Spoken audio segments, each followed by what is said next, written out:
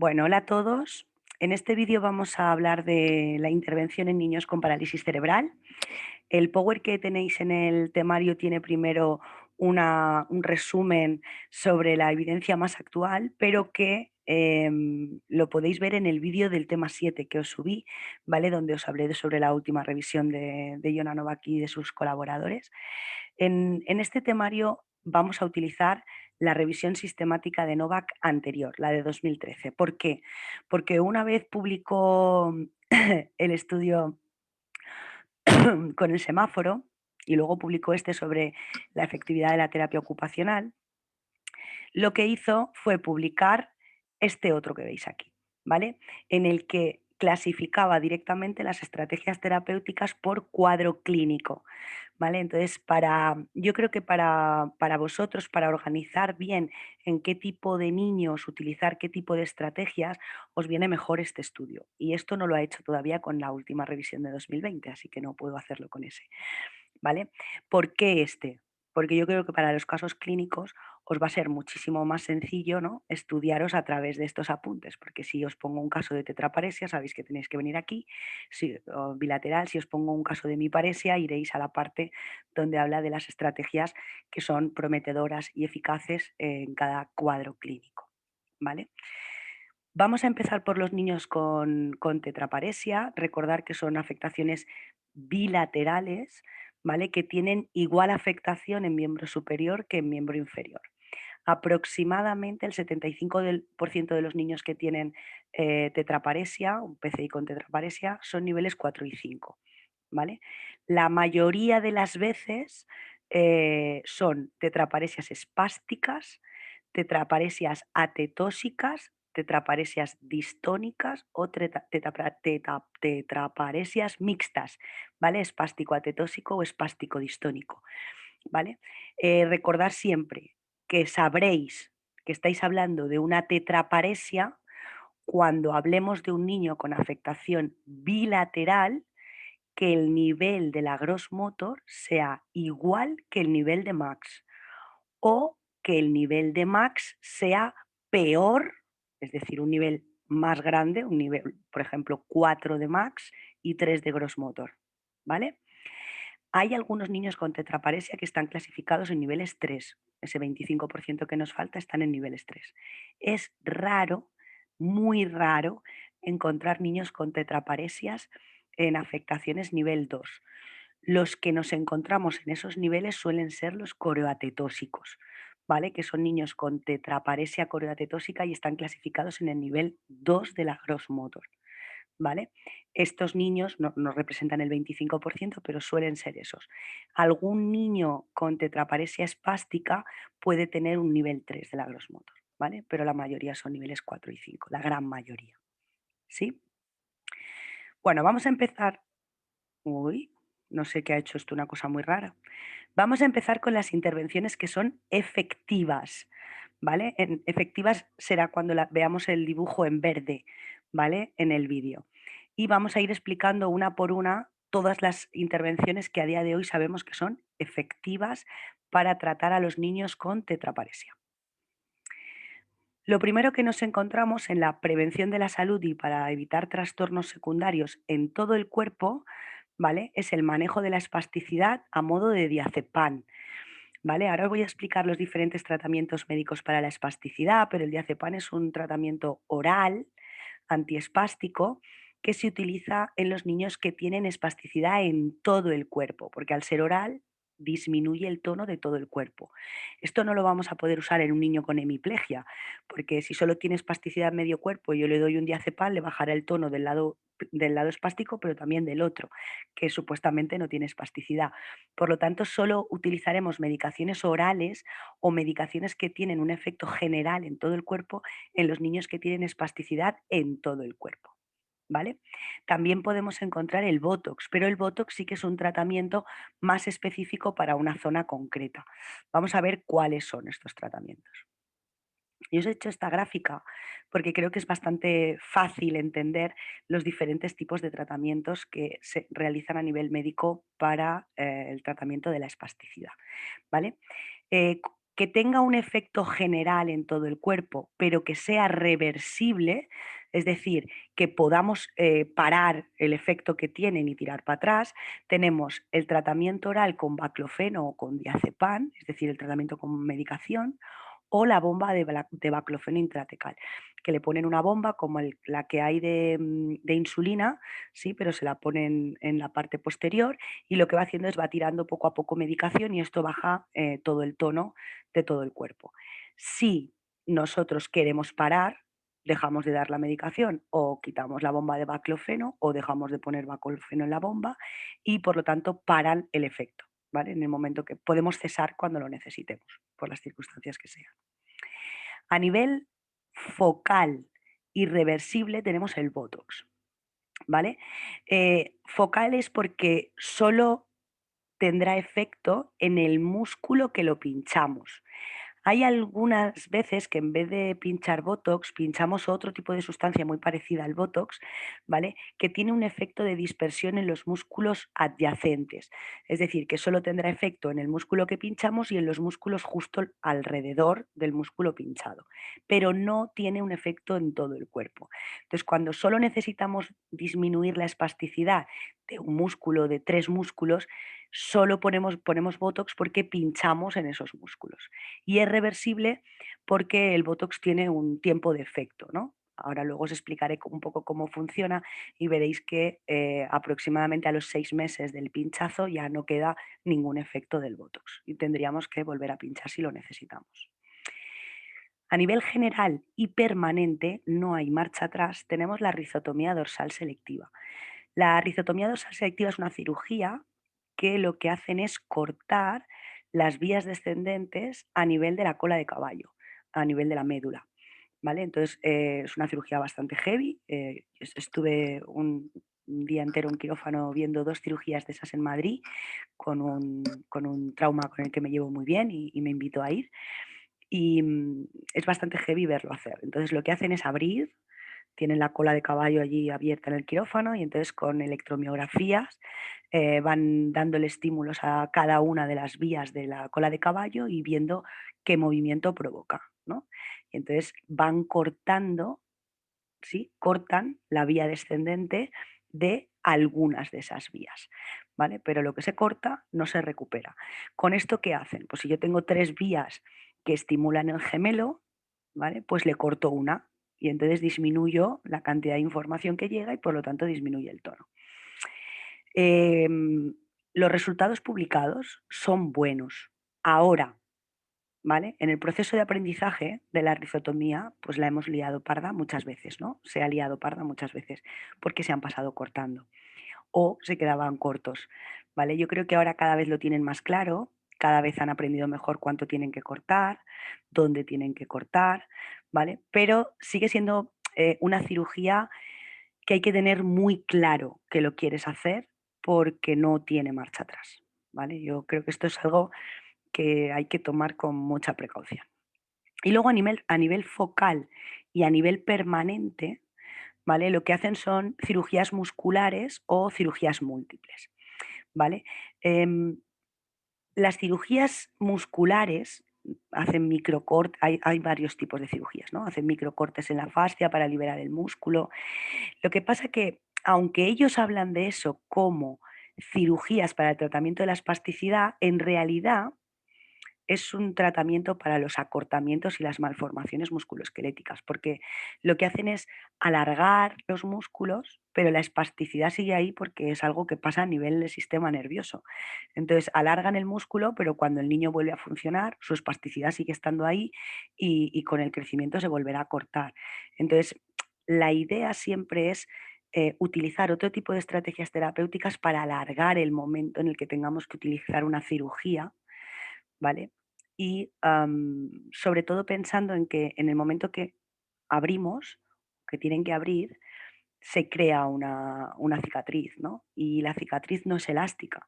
Por lo tanto, cuantas menos veces tengamos que operar a un niño, mejor, ¿no? Porque cuantas más veces operemos, menos elasticidad tiene. Y ya sabemos que tenemos poca elasticidad, ¿vale? Tanto en la piel como en el músculo. Entonces hay que tener mucho cuidado. Y también porque cuando cortamos, perdemos fuerza. Y sabemos que los niños con PCI tienen poca fuerza. Con lo cual, no es que haya que evitarlas, pero sí alargarlas todo lo que podamos, ¿no? Cuando no nos quede otra y hayamos probado todas las otras estrategias y todo y así se nos haya cortado un músculo y no funcionen el resto de estrategias, pues si hay que pasar por quirófano se pasa. Las cirugías múltiples es una cirugía que se hace desde hace relativamente poco tiempo, ahora 9 años, 10 años que se utiliza. En España solo la hace ese médico en Madrid, ¿vale? El mismo médico que os contaba antes, y lo que hacen es en una misma cirugía operar todo lo que necesitan en un niño. Esto quiere decir que abren y alinean articulaciones, hacen todos los cortes musculares que necesitan, todo de golpe, ¿vale? Operan múltiples cosas. Los resultados de las cirugías múltiples en los estudios son buenos, pero en la realidad la rehabilitación es muy heavy, ¿vale? Porque le cambiamos todo su esquema corporal y abrimos por múltiples sitios, con lo cual tienen mucho dolor, mucha pérdida de fuerza en niños que nos va a costar mucho ganar la fuerza y ganar el control motor y la actividad. Entonces tienen que ser niños muy bien escogidos, no todos los niños valen para cirugía múltiple, porque la recuperación no todos los niños la van a poder soportar o va a ser lo suficientemente beneficiosa como para recuperar lo que la teoría nos dice que va a recuperar, ¿no? Si tú lo has alineado en el quirófano, pero hay que hacer que esos músculos funcionen, ¿no? Con un músculo que no está recibiendo una orden del sistema nervioso para funcionar bien. Entonces, si tengo tan poco control motor, por mucho que tú lo hayas alineado perfecto y maravilloso, a ver quién lo hace que se mueva ahora otra vez, ¿no? Entonces hay que tener un poco de cuidado porque en algunos niños puede funcionar muy bien, pero en otros regulera. Bueno, ¿qué es la toxina botulínica o el Botox? El Botox es una toxina que está producida por un bacilo, ¿vale? Una espórula. Existen 8 tipos diferentes o serotipos diferentes de Botox, ¿vale? El que utilizamos para el tratamiento de la espasticidad es el tipo A. El Botox lo que hace es parar la liberación de una hormona que se llama acetilcolina. Y la acetilcolina lo que hace es provocar la contracción muscular. Entonces, cuando nosotros pinchamos el Botox en un músculo, lo que hace, tarda más o menos 15 días en que ya no haya acetilcolina, ¿vale? Porque lo que hacemos es parar, ¿no? La zona por la que la acetilcolina sale al músculo. Y entonces paramos, evidentemente en el músculo sigue quedando acetilcolina porque durante un tiempo se mantiene y cuando se acaba, como ya no dejamos que pase más, pues nos hemos quedado sin acetilcolina. Eso significa que aproximadamente a los 15 días de haber pinchado, el músculo no se puede contraer. Con lo cual lo que provoca el Botox es una atrofia muscular provocada externamente por un bacilo, ¿vale? Pues por una toxina que en condiciones normales lo que nos provoca es el botulismo, ¿no? La enfermedad esta que hincha las latas y que es mortal. ¿Vale? Pero claro, evidentemente está tratada y es un tipo de, es un serotipo que sabemos que podemos utilizar, ¿vale? Durante 4 meses paramos totalmente la liberación de la acetilcolina. Por lo tanto, tenemos 4 meses de atrofia total del músculo que es espástico. No puede tener contracción. Con lo cual tenemos 4 meses para intentar trabajar, ¿sí? El control motor selectivo y la fuerza del antagonista del músculo que hemos pinchado. Pero cuidado, porque hemos visto durante toda la asignatura que el músculo espástico es débil y nosotros a ese músculo espástico le vamos a provocar una atrofia durante 4 meses. Imaginaros cuando vuelva en sí la pérdida de fuerza que ha tenido, ¿no? Entonces tenemos que pensar muy bien si nos merece la pena, ¿vale? O hay otras estrategias terapéuticas que nos puedan servir. En muchos casos funciona muy bien.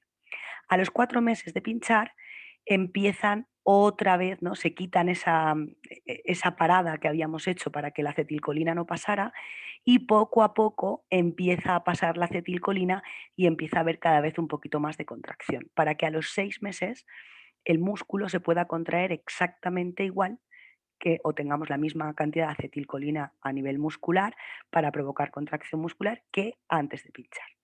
Por lo tanto, el efecto total del Botox dura máximo 6 meses.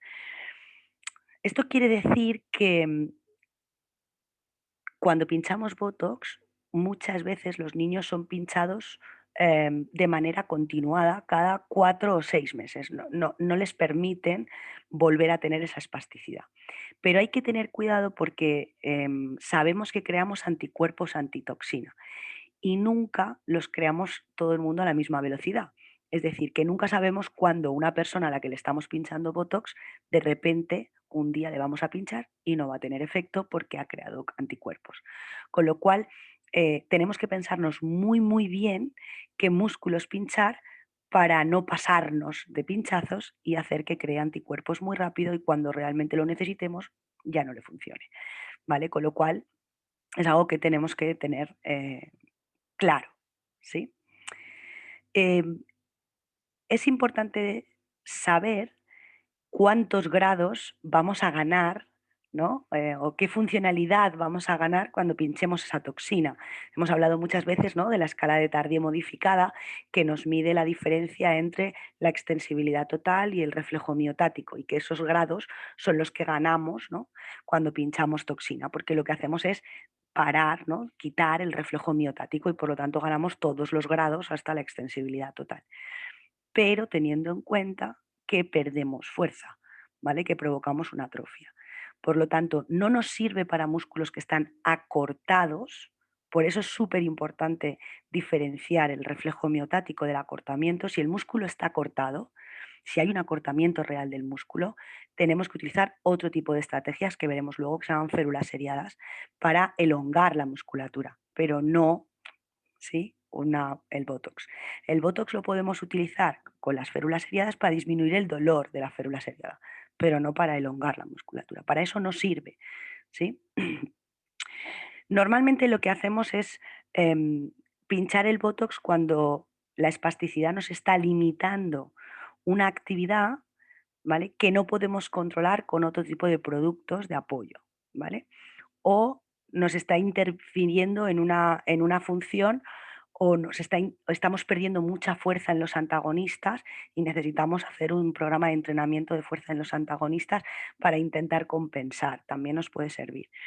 Otros objetivos por los que podemos pinchar la toxina: para retrasar una cirugía, para facilitar el crecimiento longitudinal del músculo, ¿vale? Cuando el crecimiento está siendo muy desigual porque tiene mucha espasticidad y, por ejemplo, en un niño hemipléjico me está haciendo una dismetría de muchos centímetros porque el lado sano crece muy bien, pero el lado pléjico, al tener tanta espasticidad, crece más lento. A veces pinchamos el lado pléjico para que el músculo se estire y permita al hueso crecer y no nos cree esas dismetrías tan exageradas. También para limitar o disminuir el dolor, para mejoras estéticas hablando de niños con PCI, ¿vale? Para niños, por ejemplo, que no pueden hacer ABD de tantísima espasticidad de los aductores mayores, que no le pueden cambiar el pañal. Es decir, siempre tenemos que plantearnos muy bien, ¿no?, si no tenemos otras estrategias o no nos han funcionado, en qué casos poder pincharlo, ¿vale? Tiene algunos efectos secundarios. Por ejemplo, debilidad muscular, fatiga, calambres, dolor en la zona de punción. Más o menos duele como cuando te pinchan un urbasón. No sé si alguna vez os han pinchado un urbasón. Yo me pinché Botox hace unos muchos años ya, en un gemelo, solo para saber qué se sentía, porque era una pregunta que nos hacían mucho los padres y una vez de un botecito que sobró, pues me puse en un gemelo para ver si dolía, cuánto dolía, qué sensaciones había, un poco para poder darles una explicación en primera persona a las familias, ¿no? Y bueno, duele, pues eso, notas perfectamente cómo entra el líquido, con lo cual puede molestar. Durante unos días te molesta la zona de pinchazo, tienes incoordinación, notas la pierna como que te pesa, ¿sí? Un poco de fatiga, algunas agujetas. En algunos niños, cuando tenemos eh, PCIs mixtas, por ejemplo, un espástico distónico, y pinchamos el Botox en un músculo espástico, de repente se nos disparan mucho los movimientos distónicos. Entonces hay que tener mucho cuidado porque a veces tenemos componentes mixtos, niños con patología mixta, que decimos, no, pero el componente espástico es mucho mayor. Ya, ya, pero es que le vas a pinchar Botox. Y si le pinchas Botox, quitas ese componente espástico durante 6 meses y a lo mejor la distonía es peor, ¿sí? Entonces se te va a ir el pie mucho más que con la espasticidad. Entonces hay que tener cuidado. Y las pérdidas de unidad, cuando pinchamos en los aductores mayores, a veces sí, pueden tener pérdidas de orina, sobre todo si inyectamos en vez de Botox esa otra sustancia que os he dicho. Contraindicaciones, pues si estás enfermo, si tienes alergias a algún componente, si hay una contractura fija, si hay un acortamiento, no sirve, ¿vale? Y si luego no vas a hacer nada, que esto también es algo muy interesante, ¿no? Yo pincho Botox y provoco una atrofia durante un tiempo, pero luego tengo que hacer algo, utilizar una ortesis, hacer un trabajo de fuerza de antagonismo, tengo que hacer algo, porque si no hago nada, cuando vuelva a la espasticidad voy a estar exactamente igual que antes. Entonces, en principio, esto algo que nos ayuda en la rehabilitación posterior, ¿vale? Los anticuerpos ya os he contado. El baclofeno, que es la medicación que damos oral o por bomba, es un relajante muscular, es un agente espasmódico, es un derivado de los GABA, ¿vale? De los neurotransmisores GABA, y el modo de acción es que no lo tenemos muy claro, ¿vale? Entonces, yo os digo lo que creemos que hace, pero no lo tenemos muy claro, debemos de decirlo, ¿vale? Creemos que actúa a nivel medular bloqueando las vías de transmisión aferentes polisinápticas y monosinápticas. Y entonces lo que hace es que evita esa transmisión de los impulsos, disminuyendo, ¿vale? Ese reflejo miotático que tenemos tan exagerado, ¿sí? Pero no tenemos muy claro, exactamente por qué funciona. La realidad es que baja el tono de todo el cuerpo. Lo difícil del baclofeno, tanto oral como intratecal, es encontrar la dosis exacta para no pasarnos de efectos secundarios que no queremos, como somnolencia, mareo, debilidad, dolor de cabeza, insomnio, náuseas, ¿vale? Y tener el suficiente efecto que queremos. Lo difícil es encontrar ese punto medio. Por eso siempre se empieza con dosis muy pequeñas y vamos evaluando muy bien los efectos que tienen y vamos subiendo hasta que encontramos lo que queremos sin tener muchos efectos secundarios. Muchas veces nos toca bajar, ¿no? No sé, nos hemos pasado. Se me queda dormido, se le cae la baba, tiene náuseas, no duerme, baja la dosis que nos hemos pasado. ¿Vale? Y encontrar ese punto intermedio. Para los niños que son tetraparésicos espásticos es súper, súper efectivo para disminuir un poco en general todo el tono. Ahora, si pensamos que con el baclofeno un niño de repente, que es nivel 4 se va a empezar a mover como si esto no pasa. Baja un poco el tono, lo cual me va a permitir que tenga un poquito mejor de control, que pueda moverse un poquito mejor para ser un poco más funcional, que pueda tener menos dolor, que le podamos aumentar el rango, por ejemplo, del bipedestador en ABD, si tenemos un bipedestador en ABD, o la extensión de las rodillas en las férulas nocturnas. Vamos a poder alargar un poquito más cuando estamos haciendo tratamiento de estiramientos activos o, ¿vale? Pero no, o sea, no es para salir corriendo, ¿vale? Lo que sí que los niños comentan, los que tienen buen nivel de lenguaje, es que ellos están más relajados. O sea, ellos notan que están mejor, ¿vale? Lo cual em, esto quiere decir que cuando son espásticos a nivel de tetraparesia, ellos notan esa tensión continuada y que cuando están con el baclofeno, ¿sí? Pueden estar más tranquilos. A mí esto ya de por sí me vale. Y si los niños también te dicen que han dejado de tener dolor, por ejemplo, que duermen mejor porque no se despiertan con dolor de rodillas o con dolor de cadera, para mí esto lo es todo. ¿Vale? Que un niño pueda dormir bien porque no se despierte por dolor es maravilloso. Bueno, esto es un poco cómo se hace la rizotomía, ¿vale? Solo os pongo las piernas, no está la foto de la parte superior, pero bueno, esto es lo que tienen en cada zona del cuerpo y entonces van mandando señales y se pone en marcha cada una de las vías descendentes y entonces ahí es donde deciden cómo cortar. Es bastante heavy, esta cirugía. Yo la primera me quedé un poco alucinada, la segunda ya sabía lo que iba a ver y ya era un poco mejor, pero la primera yo dije: "¿A que me salgo de aquí?". Bueno, y estas son las cirugías. Las cirugías musculares básicamente son 3, ¿vale? Luego tienen muchas variantes, pero así a grandes rasgos. Las tenotomías, que es cortar el músculo. Hay tenotomías totales y tenotomías parciales. Lo más común es que hagan tenotomías parciales, ¿vale? Cortan parte de un músculo, por ejemplo, una tenotomía en Z del tendón de Aquiles o una tenotomía parcial del aductor mayor, por ejemplo, cuando tenemos una luxación de cadera, ¿vale? Cortan parte del músculo aductor mayor y solo dejan la mitad. Así tienen menos tensión que está luxando la cadera. Las microtenotomías son microcortes en la fascia, que no en el músculo directamente, ¿vale? Entonces hacen microcortes en la fascia se abre, ¿no? Se dilata y entonces el músculo se estira dentro de la fascia. Y las transposiciones musculares, que a mí son las que más me flipan, es que quitan un músculo de su inserción y lo ponen como antagonista. Por ejemplo, quito un isquio, ¿vale? Y lo pongo como extensor de rodilla, le doy la vuelta. Imaginaros la rehabilitación de eso en un niño que tiene poco control motor selectivo y de repente quieren hacer flexión de rodilla y les hace extensión de rodilla, ¿vale? Porque el músculo tiene que aprender a empezar a funcionar de cero después de eso, ¿sí? Entonces, bueno, lo que intentan es compensar. Si yo tengo mucha espasticidad de los isquios y tengo un cuádriceps que tiene poca capacidad de generar extensión, pues quito un isquiotibial y lo pongo arriba ya, pero esto no es tan sencillo luego en la funcionalidad del día a día, ¿vale? En el quirófano es muy guay, pero luego eso lo tienes que rehabilitar, ¿vale? Si partiéramos a lo mejor de una persona que tiene buen control motor y buena capacidad física, bueno, vale, pero estamos hablando de niños con muchas dificultades para moverse en general desde el principio, con lo cual suelen ser rehabilitaciones bastante duras, ¿sí? Y los niños al principio se quedan flipados porque no entienden por qué eso que han hecho siempre de repente la pierna le hace otra cosa, ¿no? Te miran y dicen, no entiendo, no sé. O no- había uno que me decía, no sabo.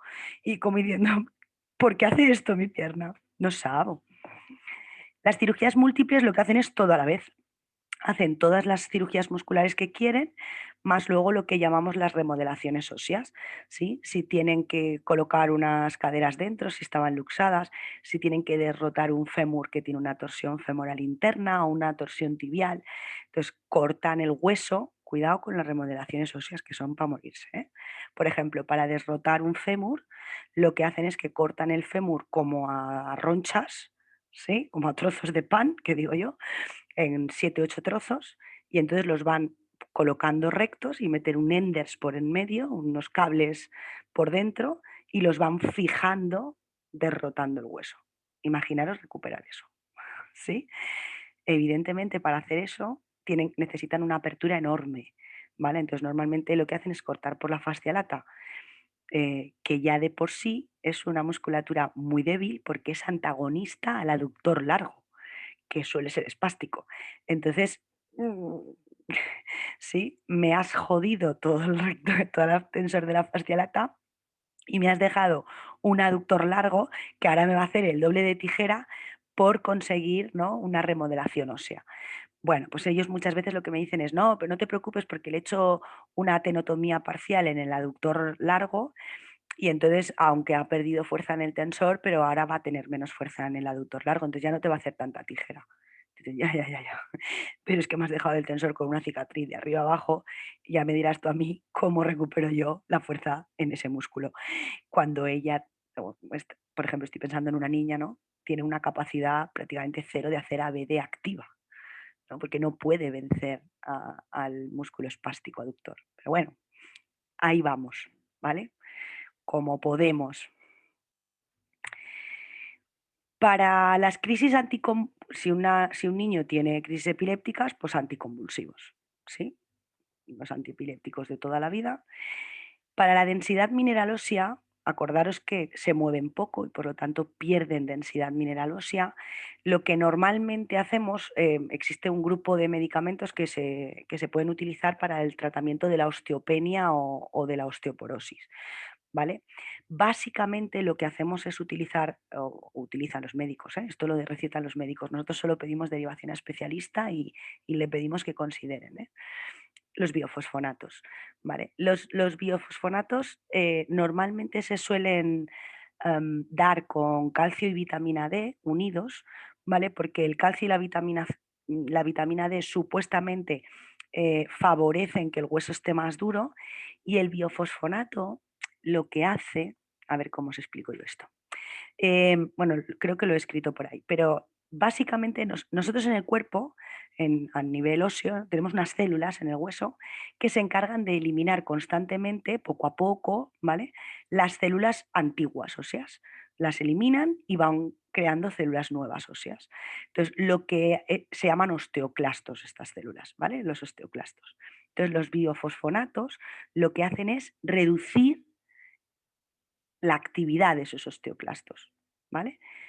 Eso quiere decir que lo que nosotros hacemos con los biofosfonatos es que el hueso no se regenere tanto, ¿vale? A cambio, sí que vamos creando células nuevas, pero no tiramos las antiguas, porque ya perdemos, ¿no?, densidad ósea por la pérdida de actividad.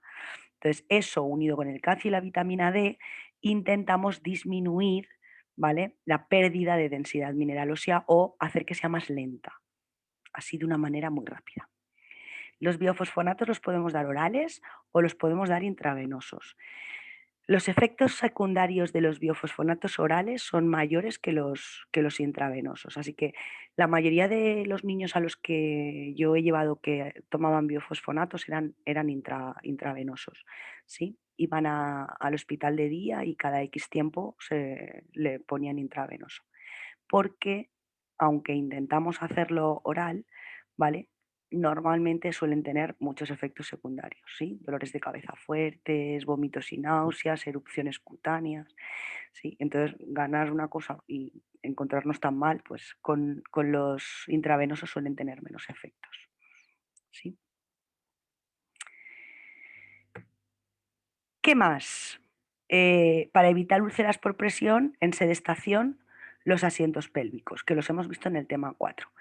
Cuando digo evitar úlceras por presión, evidentemente os podéis imaginar que estamos hablando de asientos blandos, porque si le pones un asiento de yeso no vas a evitar una úlcera por presión.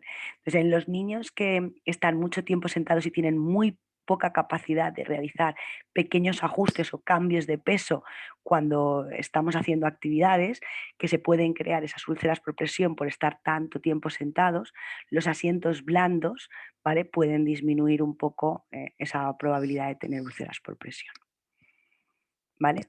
Para el manejo de la espasticidad de miembro superior, el Botox, que ya lo hemos hablado antes. Para los miembros inferiores, el control de cadera, ¿vale? Ya hemos visto en el tema 5 cómo las placas, ¿vale?, nos ayudaban a medir la luxación de cadera, ¿no? Aquí tenéis las radiografías. Pero yo aquí os voy a hablar de un programa que se llama programa CEPAP. El programa CEPAP es un programa que inventaron los suecos, eh, como todos siempre son o los australianos, los americanos o los nórdicos, ¿vale? Bueno, es un programa específico para el control de cadera y de la escoliosis en niños con parálisis cerebral. Entonces ellos lo que nos proponen, tenéis el programa completo gratuito en internet, pues lo tienen publicado gratis, y entonces ellos lo que nos proponen es radiografías cada X tiempo, dependiendo de qué del niño y de las alteraciones musculoesqueléticas que tenga. Aquí podéis ver cómo te dicen, los niños 4 y 5, cuando tienen menos de 20 grados de abducción de cadera bilateral, ¿vale?, 20 grados o menos, los clasificamos en rojo. Y entonces en el programa te dice, el rojo quiere decir que le tienes que hacer placas de caderas cada 6 meses. ¿vale? Amarillo, pues te dice, cuando tienes una aducción de cadera entre 20 y 30, está en amarillo. Amarillo quiere decir que le tienes que hacer una placa cada año, ¿vale? Y verde cada 2 años. Ellos te van especificando para cada tipo de niño y cada tipo de alteración. En el momento que una de estas mediciones te sale en rojo, ese niño es considerado rojo. ¿Sí? Como nos pasaba con la Age and Stage. En el momento que una te sale en un color, ya es considerado de ese color, porque al final lo que evalúa son signos de alarma de poder tener una luxación de cadera. ¿Vale?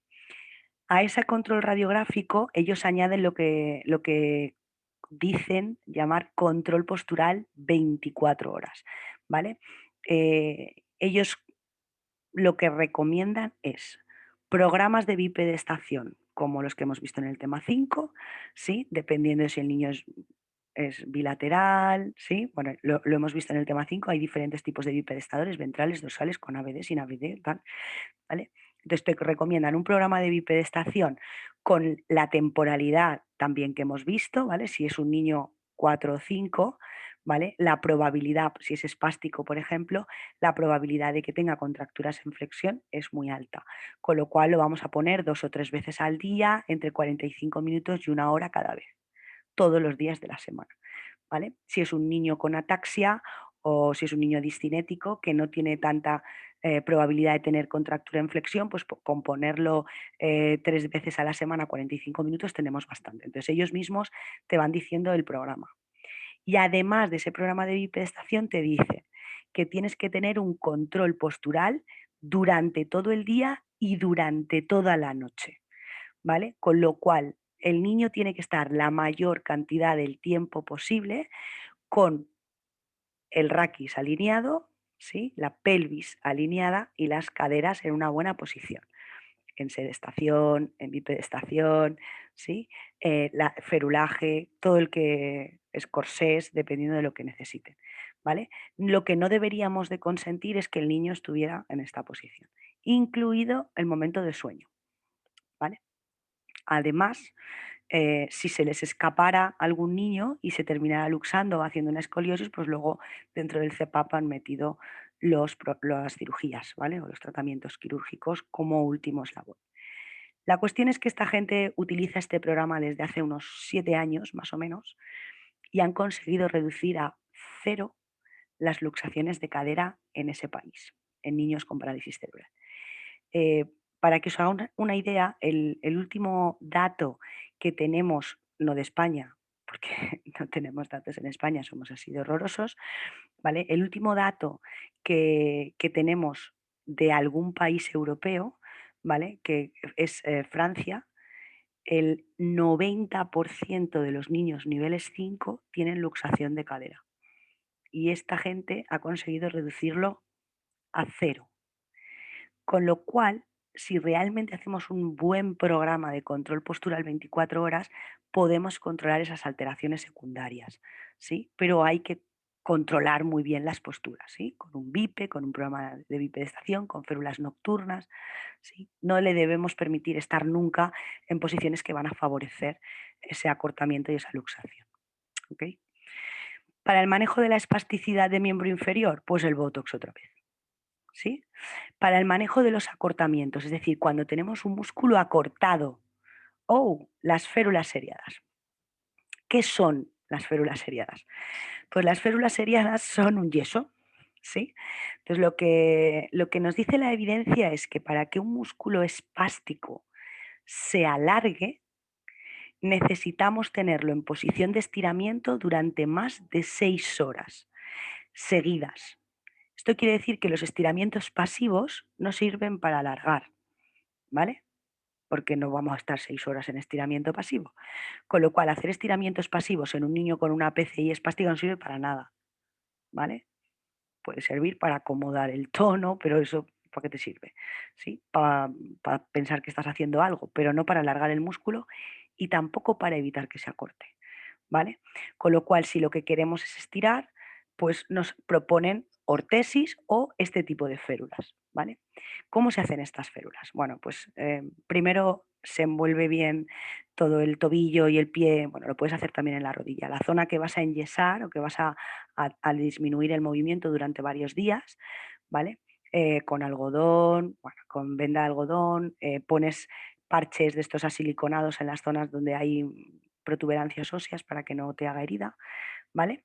Y a partir de ese momento pones una tira de corte, acordaros de esto, porque en mi primera férula seriada no puse tira de corte, que es un plástico que ponemos para que luego cuando lo vayamos a quitar podamos pasar la radial y cortar el yeso. Imaginaros, estuvimos 3 horas para cortar mi primera férula seriada porque no habíamos puesto tira, entonces cualquiera metía la radial, o sea, la sensación era que le íbamos a cortar la pierna. Así que hay que poner una tira de corte de plástico para poder cortar por ahí con la radial, ¿vale? Y a partir de ese momento lo que haces es poner yeso. Los americanos lo hacen solo con fibra de vidrio, pero la fibra de vidrio es muy cara, ¿vale? Entonces, normalmente las fibras de vidrio se las hacen pagar a los padres. Entonces, nosotros lo que hacemos para abaratar costes es que ponemos primero un par de capas de yeso, que es más barato, y la última capa la ponemos en fibra de vidrio porque no se deshace y es mucho más limpia. ¿Vale? Y pesa menos también. Entonces así, si le ponemos todo de yeso, pesaría mucho. Entonces ponemos un par de capas, ¿sí?, de yeso y un par de capas, una o dos capas de fibra de vidrio, y así pesa menos. Y una vez lo tenemos envuelto, lo que hacemos es llevar el pie a la máxima elongación del músculo que queremos estirar. En este caso, en esta férula estaríamos estirando el gemelo.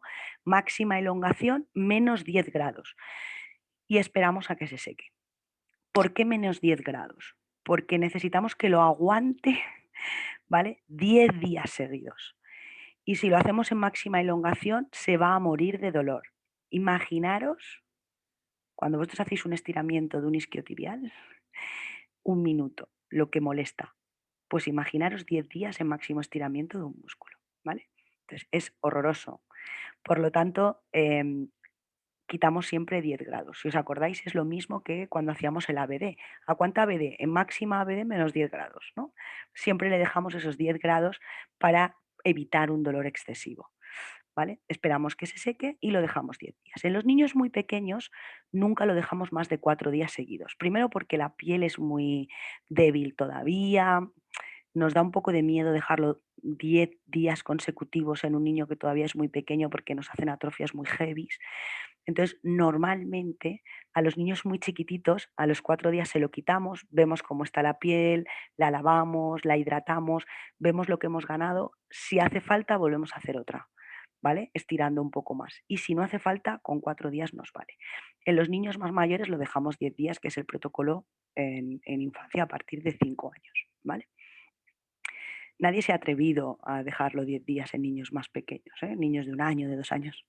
Normalmente no lo hacen. También es verdad que pocas veces hacemos esto en un niño tan pequeño, porque si con 2 años ya le tenemos que hacer una férula seriada, es que muy mal lo hemos hecho antes, ¿sí? Muy mal hemos usado las ortesis, muy mal hemos usado los bipes y muy mal hemos hecho todo, ¿vale? En principio, para que el músculo se nos acorte, tiene que haberse dado un crecimiento ya mínimo para que el músculo se haya ido acortando poco a poco, ¿vale? Mientras llevan la férula seriada hacen todas las actividades que ellos puedan. Si el niño camina con un andador, le dejamos que camine con un andador, ¿sí? Le ponemos un calcetín específico para que no se estropee la férula, pero camina con el andador, porque lo que queremos es que haga actividad para que haga estiramientos activos, con lo cual, si puede caminar, que camine. Si va en bici, que vaya en bici. O sea, todo lo que podamos hacer, que lo haga, ¿vale? Podemos hacer férulas seriadas de todos los músculos que queramos alargar, pero cuidado, ¿vale? Porque provocamos mucha atrofia. Entonces hay algunos músculos que si les provocamos una atrofia excesiva, cuando quitamos la férula seriada, hemos perdido tanta fuerza que a lo mejor pierden alguna actividad funcional, ¿vale? Por ejemplo, cuando hacemos una férula seriada para estirar los isquiotibiales a nivel de rodilla, si dejamos 10 días una férula, imaginaros cómo está ese cuádriceps cuando quitamos la férula seriada. Entonces, algunas veces cuando hacemos eso, el niño no se puede mantener de pie porque el cuádriceps está súper débil, ¿vale? Entonces, un niño que tenía un acortamiento de isquiotibiales, pero se ponía de pie y caminaba, de repente le quitamos la férula seriada y no puede caminar ni ponerse de pie. Y esto hay que planteárselo bien, ¿vale? Si os lo digo es porque me ha pasado. ¿Sí? Con lo cual, cuando la atrofia que voy a provocar es en un músculo antigravitatorio que creo que luego me puede limitar una actividad funcional, lo dejo menos días, hago como con los niños pequeños, ¿vale? En 4 días se lo quitamos y vemos, ¿vale? Si es un niño que ya parte de que sus músculos espásticos son muy débiles, a lo mejor no se lo dejo ni 4 días, ¿sí? Porque para ellos es muy duro que cuando se lo quites no se puedan mantener de pie, que luego lo vuelven a recuperar, pero a lo mejor tardamos un mes en que vuelva a caminar como antes de la férula seriada. Sí, hemos elongado el isquiotibial, pero hemos estado un mes sin poder caminar. Sí, a veces es un poco, em, qué es lo menos malo, ¿no? A veces hay que medir qué es lo menos malo, ¿sí? Seguimos. Intervención activa, ¿vale? Hasta ahora hemos hecho prevención de salud y trastornos secundarios, vamos a ver la intervención activa. Pues para todo el cuerpo tenemos el entrenamiento por objetivos funcionales medidos con la escala GAS y los programas a domicilio. Oh, ¿esto os suena? El entrenamiento por objetivos funcionales, esos objetivos funcionales los hemos sacado de la entrevista basada en rutinas, ¿vale? Y medidos con GAS. GAS es una de las escalas de consecución de objetivos que os he explicado en el vídeo, ¿sí? En los 3 vídeos de esa EBR más objetivos funcionales. Con lo cual, a partir de la EBR sacamos las necesidades de la familia y de esas necesidades de la familia los objetivos funcionales. Y luego los medimos con GAS. ¿Dónde hacemos eso? En los programas a domicilio. Es decir, intervenimos en la vida de los niños, ¿vale? No intervenimos en un entorno clínico, sino en la vida real de los niños, ¿ok? Y a nivel de entorno, lo que llamamos la terapia enfocada en el contexto. Si nosotros unimos los objetivos funcionales medidos con GAS, los programas a domicilio y la terapia enfocada en el contexto, lo que nos sale de esa mezcla es lo que llamamos las prácticas basadas en el paradigma CIF, ¿vale? Porque lo que tenemos en cuenta es el entorno, la participación, la actividad y además, con todo eso, sí, tenemos en cuenta las estructuras y funciones, ¿no? Son las terapias que en el tema 7 os explicaba, ¿no? Que estaban las top-down o las bottom-up, ¿no?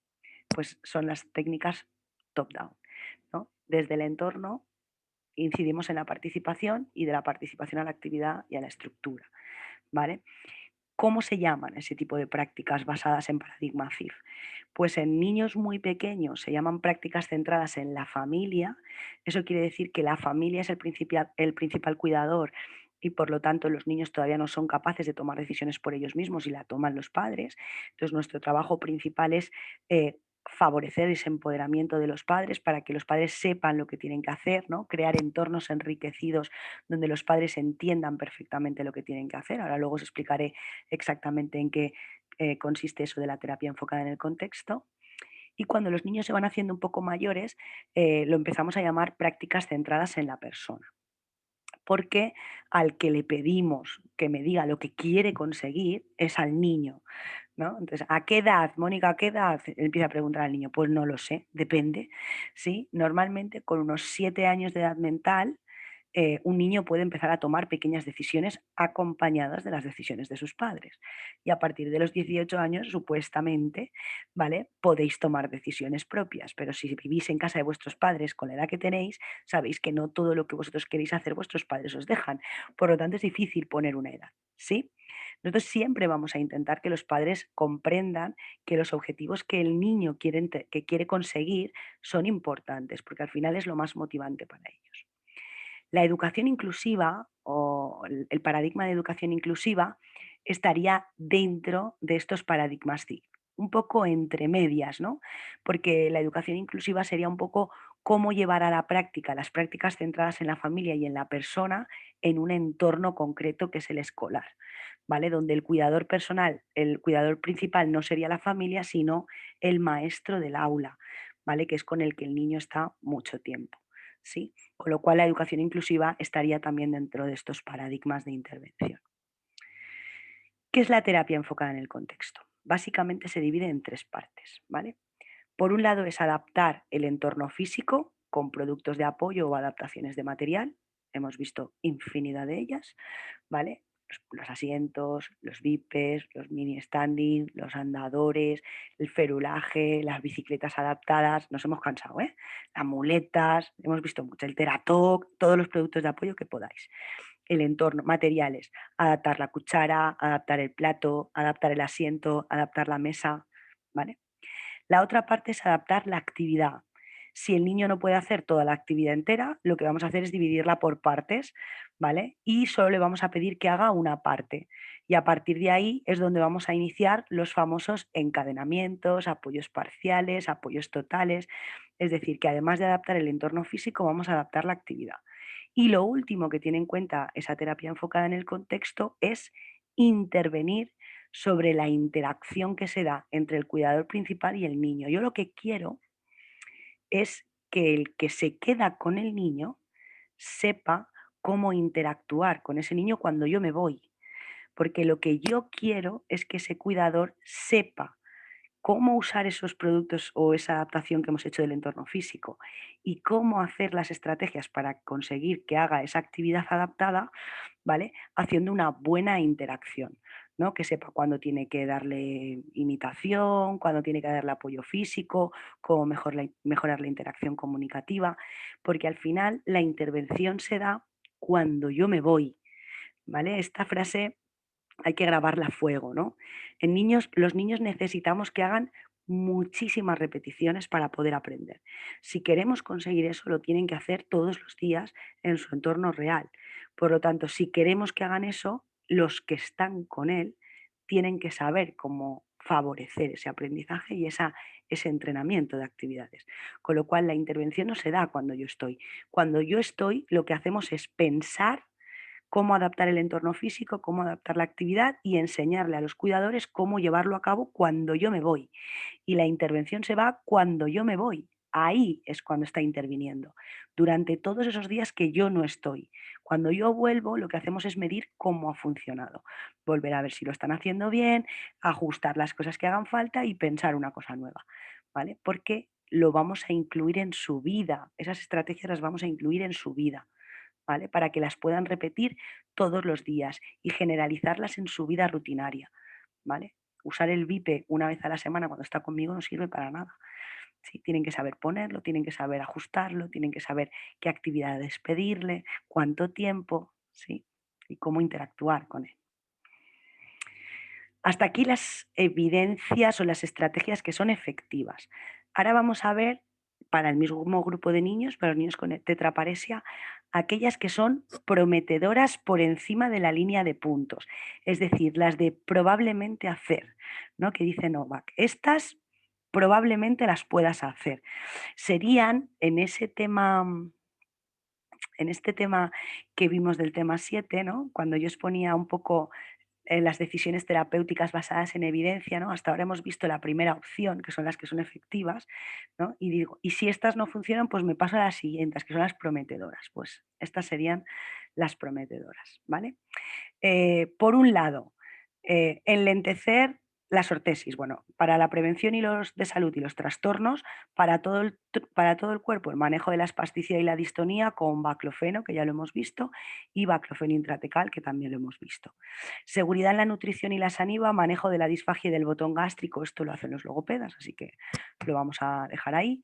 El manejo del reflujo gastroesofágico con cirugía, esto lo hacen los médicos. Si vemos que tiene reflujo, acordaros que uno de los signos clínicos más claros de que un niño con PCI tiene reflujo es que unos 10-15 minutos después de comer nos hacen extensiones muy exageradas con caras como de molestia, ¿vale? Eso es que están teniendo un reflujo, ¿sí? Les quema el esófago y nos hacen extensiones muy severas. Si esto nos pasa, hay que derivarlo a un especialista. Y para la densidad mineral ósea, la vitamina D, ¿vale? Que también lo hemos visto. Para los miembros superiores, manejo de contracturas o acortamientos a través de ortesis.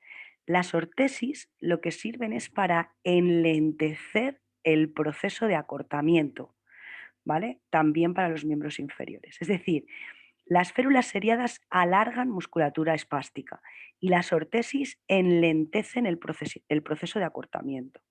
¿Vale? Con lo cual, con una ortesis yo no voy a alargar un músculo, pero sí puedo evitar que se me acorte o por lo menos enlentecer el proceso de ese acortamiento. Pero cuidado porque necesito dejar 2 horas al día ese músculo espástico libre, ¿vale? para que no se me atrofie demasiado por inmovilizarlo, ¿vale? Así que hay que buscar ese punto entre yo te voy a tener todo el tiempo en el mayor control postural que puedo, pero hay 2 horas al día que te voy a dejar que te muevas tú solo, ¿sí? Bueno, esto ya os lo he explicado antes, ¿no? Que hay que tener los 6 horas mínimas en estiramiento mantenido para que haya un estiramiento real para poder evitar los acortamientos, por lo tanto los estiramientos pasivos no sirven para elongar, os vais a cansar de verlos, ¿vale? Pero no sirven y la mayoría de los que lo hacen lo saben, ¿sí? Pero lo siguen haciendo. ¿Por qué? No lo sé. Cuando yo les pregunto, la mayoría de ellos me contestan y otros se atreven a decir, porque no sé hacer otras cosas. ¿Vale? Entonces, bueno, no es verdad que no sepan o sea, es esa sensación de que por lo menos estoy haciendo algo. No es verdad que no sepan hacer otras cosas, porque algunos de los que me dicen eso yo les he enseñado a hacer otras cosas, o sea, no es cierto que no sepan, ¿vale? Pero, la sensación es que, bueno, pues por lo menos estoy movilizando, ¿no? Es que somos fisios, ¿no? Tenemos que estirar y movilizar, ¿vale? Por lo tanto, ni sirven para elongar, ni sirven para enlentecer el proceso tampoco los estiramientos pasivos, con lo cual no tiene ningún sentido. Pero es que además, en los estudios que hay sobre dolor en PCI, los estiramientos y las movilizaciones articulares son una de las principales causas de dolor que los niños nos reportan en los estudios. Entonces, si no sirven para alargar, no sirven para enlentecer el proceso de acortamiento y además es una de las principales causas de dolor, ¿por qué coño lo seguimos haciendo? No tiene ningún sentido, ¿vale? Dejemos de estirar los músculos espásticos porque no sirve para nada, ¿vale? No tiene ningún sentido. ¿Qué ortesis? Aquí tenéis la guía DAFO, ¿vale? Ya sabéis en qué consiste, lo hemos visto en el tema 6, ¿sí? Así que no voy a entrar mucho más.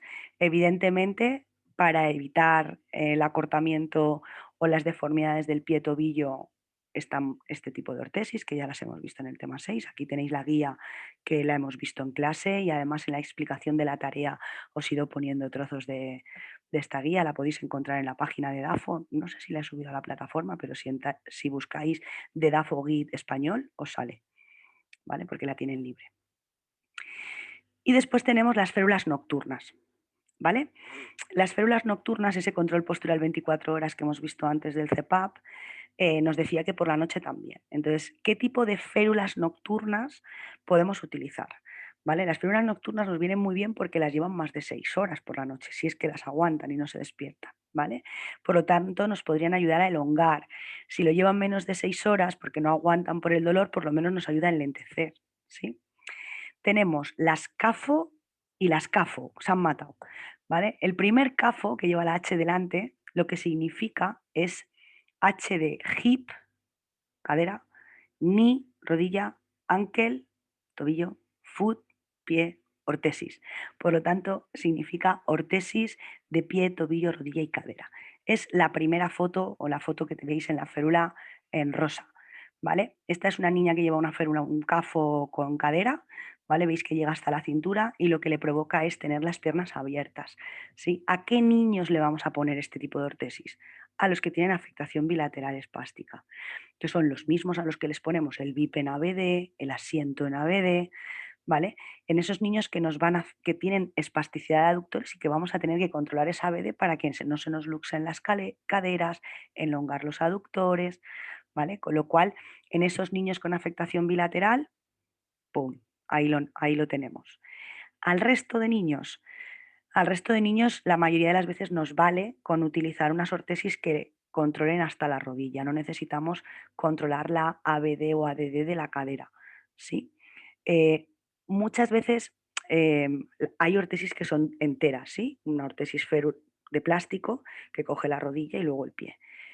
Yo, como soy así ya sabéis que me gusta mucho el bajo coste y gastar poco, porque las familias ya se gastan mucha pasta con tantas cosas, lo que hacemos es utilizar una férula de rodilla normal y corriente, la más pequeña, porque ya os digo que nos cuesta a veces encontrar tamaño, y la usamos con su ortesis de pie-tobillo, la que usan para la marcha, ¿vale? Con lo cual, si yo le controlo la posición de la rodilla y además lleva la de tobillo, pues estoy provocando un estiramiento de toda la cadena posterior, ¿sí? Tanto del pie como de la rodilla, ¿vale? Sin controlar la cadera, ¿ok?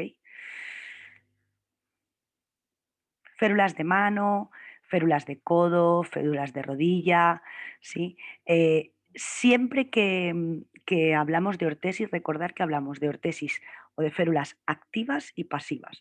Cuando decimos que utilizamos férulas activas, es cuando nosotros utilizamos una ortesis para favorecer un movimiento, que eso nos va a permitir mejorar una actividad o un desempeño, ¿no? Mejorar la capacidad o el desempeño habitual. Y cuando hablamos de pasivas, es que no están pensadas para favorecer movimientos, sino solo para mantener un rango articular o controlar bien una postura para enlentecer un acortamiento o una deformidad ósea, ¿vale? Entonces, el asiento pélvico, sí, si yo lo uso en un niño nivel 2, donde lo que estoy utilizando es una parte activa, ¿no? Yo lo voy a sentar y le voy a pedir algo activo, es una ortesis activa, ¿vale? Pero cuando uso un asiento pasivo en un niño 5, lo estoy haciendo como un producto de apoyo pasivo, ¿vale? Porque lo que quiero es controlar la postura, que no me parezca una escoliosis, controlar buena posición de cadera, que no se me luxen, ¿vale? Entonces, un mismo producto de apoyo puede ser activo o pasivo dependiendo para lo que lo usemos, ¿vale? La primera foto que veis el chaval jugando, esto es una ortesis específica para evitar la luxación de la cabeza del húmero, ¿vale? En los niños que tienen la posición de candelabro se les termina luxando, si es muy exagerada, sobre todo los que son distónicos, se les termina luxando la cabeza del húmero. Entonces, en esta posición, sí, utilizamos un tipo de vendaje, ¿vale? Que les coloca el brazo en un poco más de rotación interna, en realidad es posición neutra, pero que les lleva a que la cabeza del húmero entre dentro del acetábulo de la glenoide, ¿vale? Si os fijáis, no es una venda, ¿vale? El vendaje neuromuscular hay que pegarlo, despegarlo, ¿sí?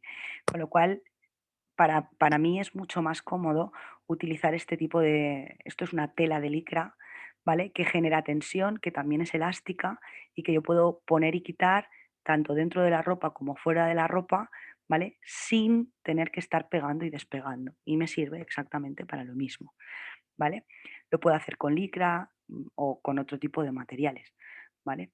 Aquí podéis ver una férula de mano totalmente pues, pasiva y posicional. Esta es una férula que usaba un niño de forma nocturna, ¿vale? En un niño que tenía muchísima flexión de mano con el dedo por dentro y la mano muy cerrada, y por la noche dormía con la férula así para enlentecer el proceso de acortamiento de los flexores, ¿vale? Sin embargo, abajo veis una niña que lleva una férula de mano activa, que lo que le provoca es que haga más flexión, más extensión de mano para poder manipular mejor. Esta niña sin la férula tiene la mano aquí y aquí tú no tienes fuerza para coger, ¿sí? Si tienes esta flexión, tienes mucha menos fuerza para poder manipular.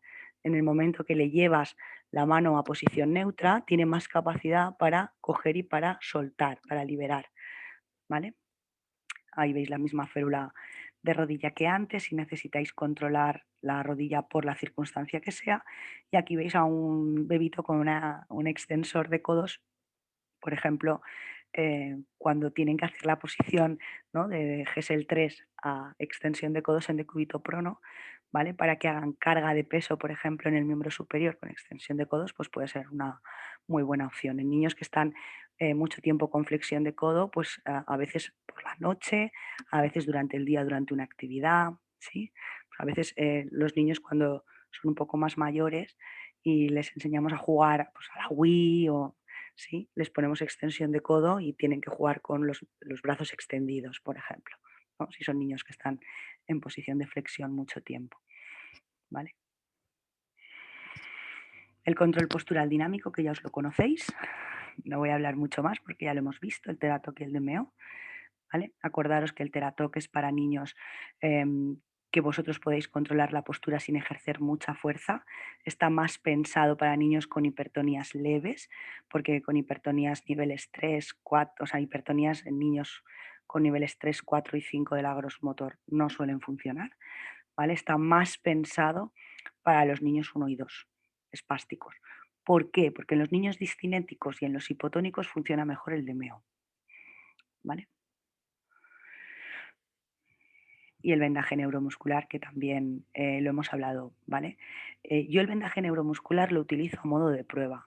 Cuando quiero saber si me va a funcionar, por ejemplo, ese vendaje del hombro, ¿vale? Pues antes de hacer a que los padres vayan a una tienda de telas especial para comprar la tela y coserla, ¿no? Y hacer toda la tira, o para saber si le vamos a comprar un Teratoc o un DMO, pues puedo probar el vendaje neuromuscular un tiempo para ver si se controla, ¿vale? Y si funciona, pues entonces pido. Sí, compramos la tela y hacemos el otro tipo. Pero el vendaje neuromuscular no es algo que utilice de forma continuada con los niños porque la piel al final termina reventa. ¿Sí? Tengo que decir que hay una edad en la que llevar muchas ortesis es un hándicap importante para los niños, ¿vale? No es la edad con la que yo suelo tratar a muchos niños, porque yo los suelo ver más pequeñitos, pero sí que es verdad que algunos de los que he llevado de pequeñitos sigo teniendo relación con ellos, ¿no? Entonces, cuando se van haciendo adolescentes, llevar unas férulas mm, ya no les hace mucha ilusión. Entonces, en algunos casos, en algunos momentos, si está siendo un problema y al final ellos lo que hacen es que cuando salen por la puerta se lo quitan para poderse poner los zapatos chulos, las zapatillas, estas que se compran ahora, fila blancas, em, porque son más guays y con las férulas no le entran, pues para que no las lleven, pues le pongo un vendaje, ¿vale?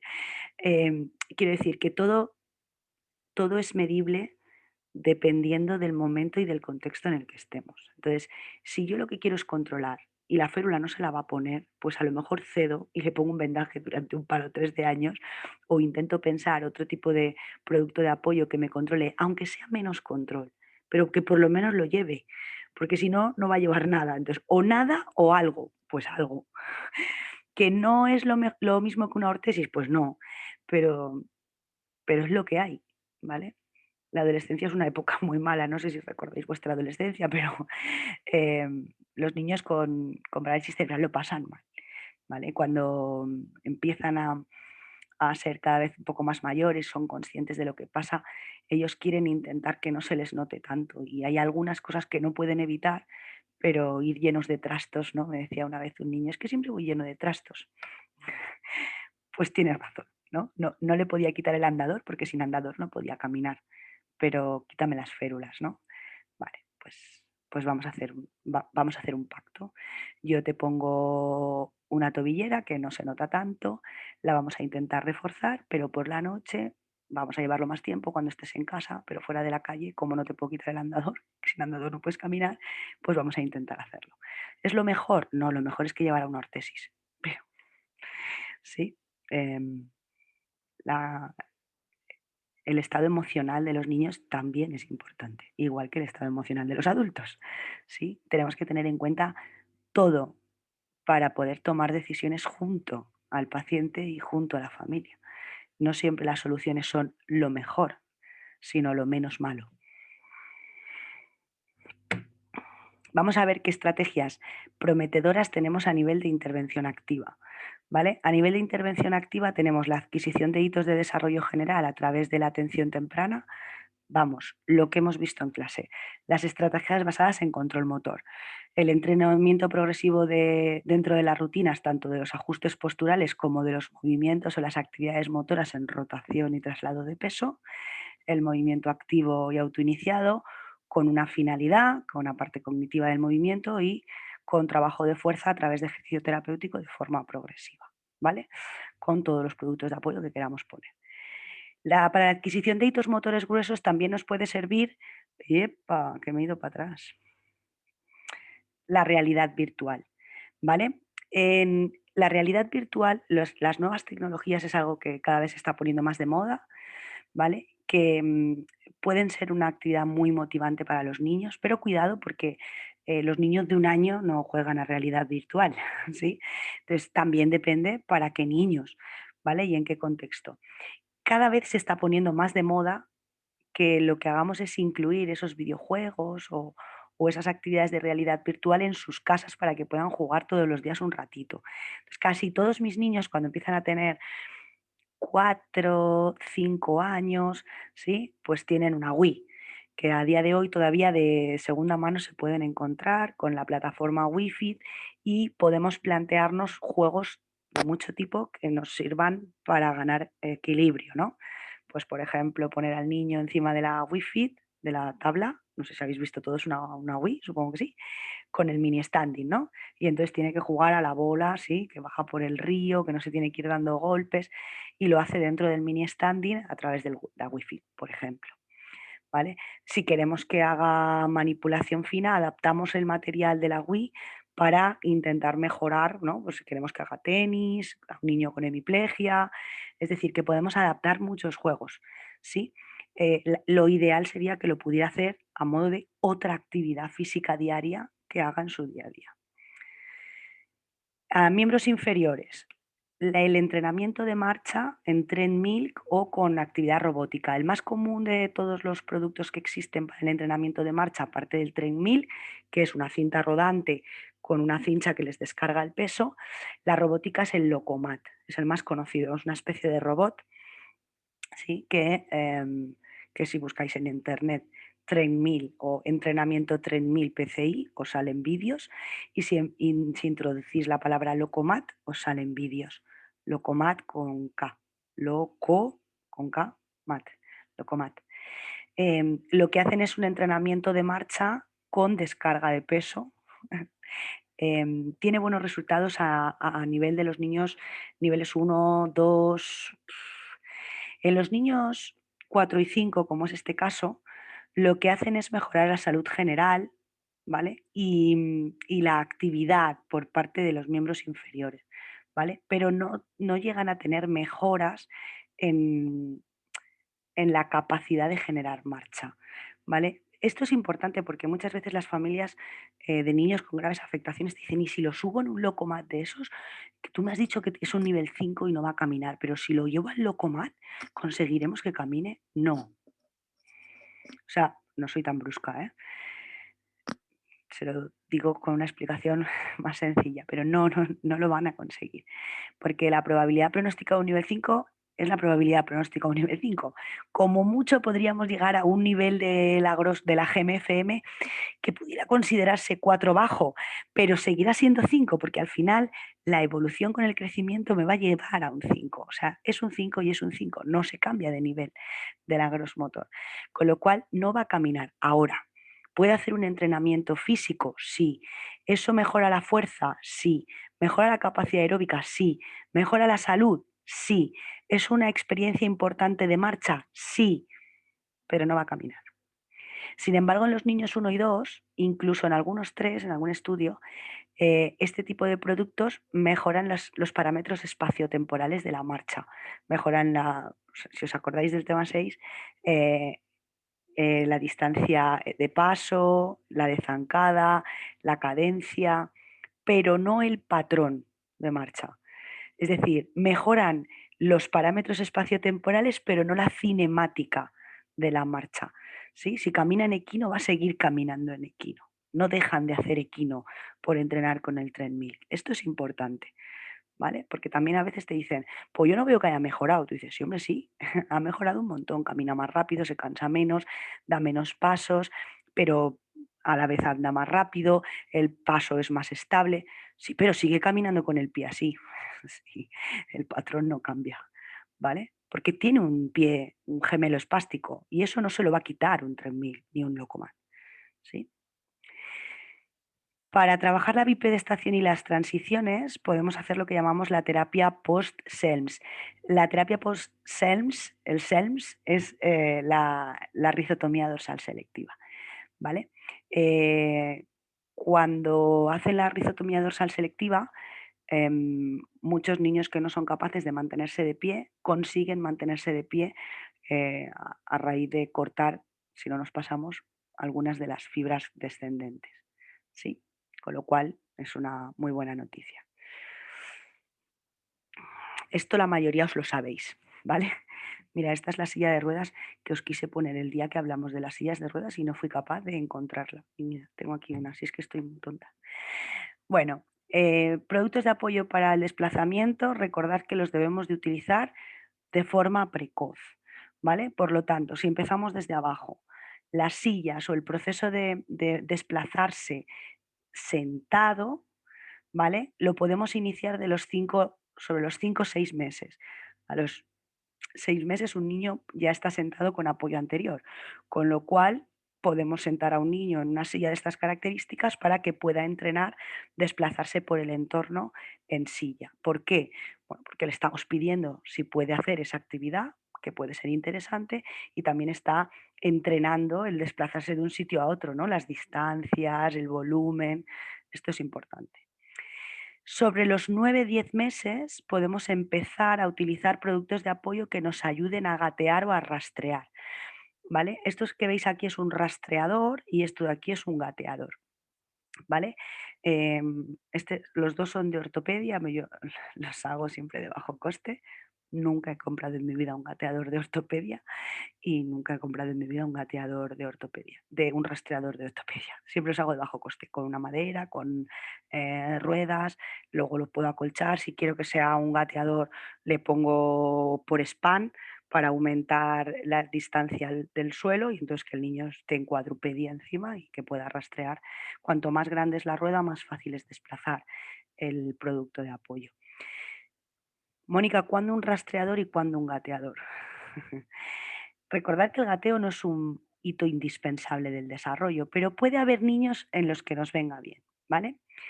¿Cuándo nunca usaremos un gateador? En un niño espástico.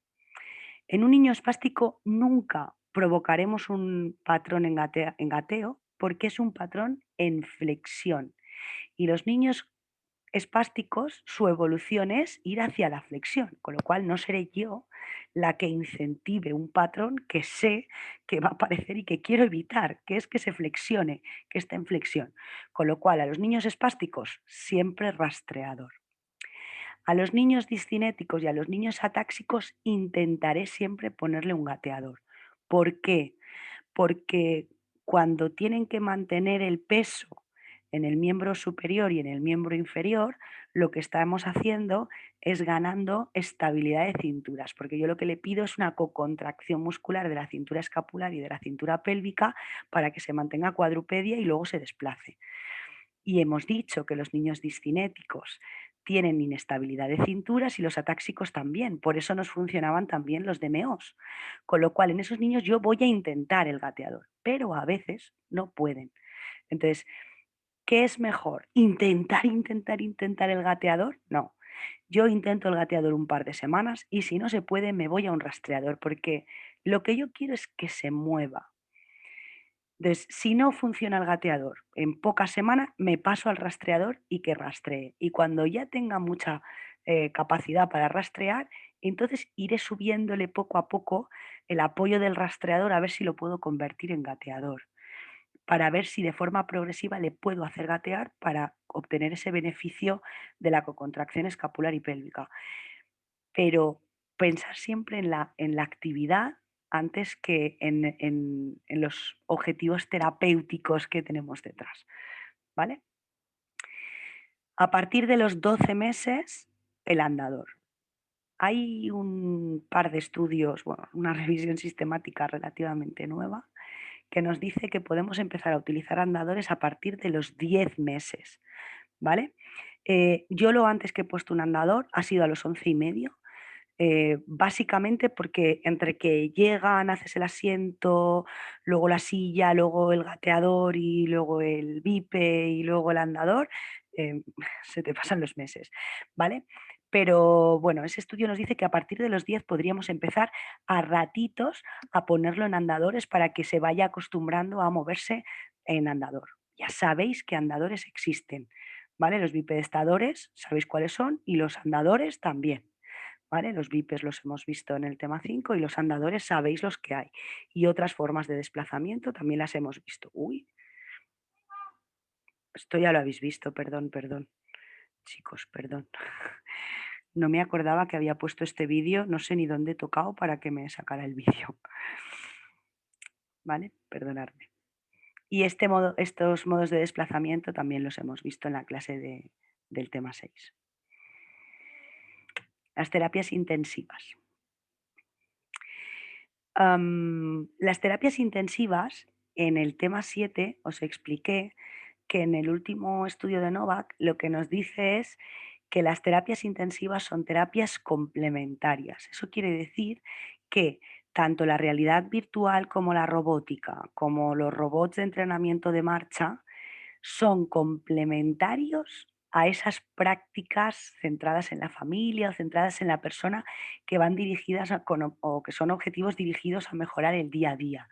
Es decir, que eso es lo primero que yo tengo que hacer. ¿Sí? La terapia enfocada en el contexto, en objetivos funcionales, medidos con gas, en la vida diaria, eso es lo primero. Y si además de forma complementaria yo quiero hacer terapias intensivas, pues será perfecto. Mira, no me acordaba que había puesto vídeos aquí. ¿Vale? Os voy a poner, no me acordaba.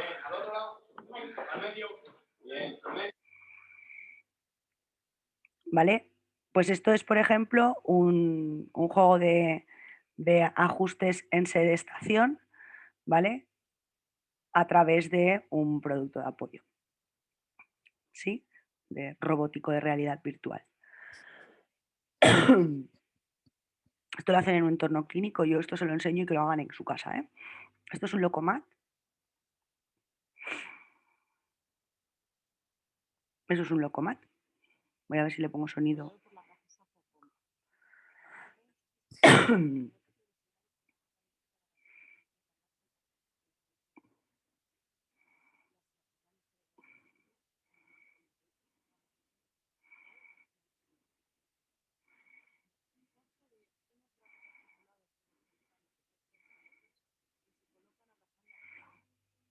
Para que lo veáis.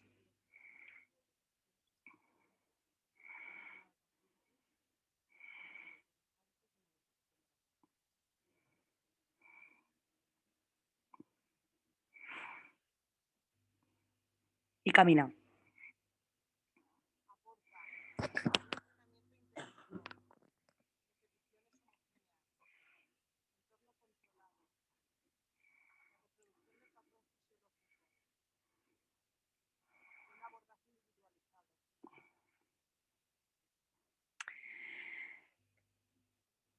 Un abordaje individualizado porque en el programa informático yo le puedo poner cuánta carga de peso carga y cuánta le descargo, qué velocidad, qué intensidad, qué capacidad de movimiento voluntario le doy y cuánta ayuda le doy para hacer flexión dorsal.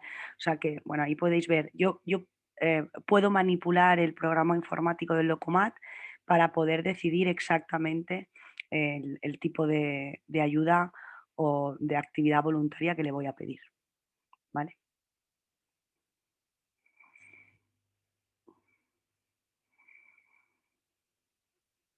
Y esto es un treadmill, ¿vale?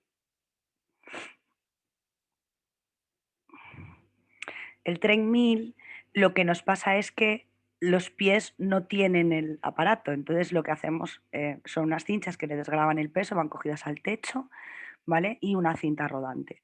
Entonces, si el niño no tiene capacidad para generar marcha por él solo, ¿vale? Pues nosotros le tenemos que ayudar con la mano para que lo realice, ¿sí? Es un entrenamiento de marcha continuado, ¿vale? Eso serían el Locomat y el tren. Recordar siempre, ¿vale? Las intervenciones intensivas, los programas que hay publicados, lo que hacen es hacer intervención. Normalmente el patrón es 3 veces a la semana durante 2 meses máximo seguidos, máximo 2 veces al año. Esto quiere decir que los estudios nunca, jamás hacen estas terapias de forma continuada. ¿Vale? Con lo cual, por eso también se habla mucho de terapias complementarias, porque no es que todo el año vaya 3 veces a la semana a realizar esto durante 2 meses, ¿vale? Es que durante el mes de verano, por ejemplo, ¿vale? Pues durante el mes de julio o julio y agosto hace un entrenamiento intensivo y luego el resto del año va al cole con los objetivos funcionales en el cole y en casa, o se va a un campamento de Navidad y de Semana Santa donde hace un tratamiento intensivo de Locomat, ¿vale? Pero son momentos como muy puntuales, ¿vale?